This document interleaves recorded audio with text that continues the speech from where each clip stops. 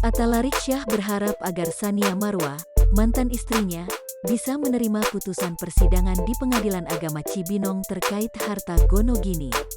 Ia ingin Tsania bisa ikhlas menerima yang sudah menjadi putusan pengadilan. Mudah-mudahan dia bisa terima ini, dia juga tahu itu. Selebihnya saya ikhlaskan apa yang dia rasakan dan dia bawa. Tutur Atalarik Syah di kawasan Bintaro, Tangerang Selatan, Senin, tanggal 5 April tahun 2021.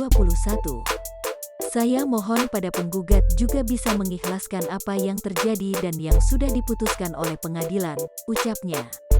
Atalarik merasa persidangan soal harta Gonogini adalah sidang terlama yang ia jalani bersama mantan istrinya itu.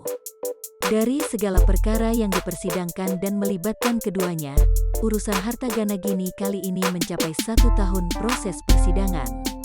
Ini juga boleh dibilang persidangan terlama loh.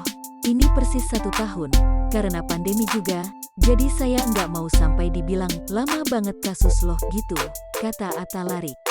Karena memang nggak lama, memang keadaan seperti ini nggak ada yang mau ngulur-ulur.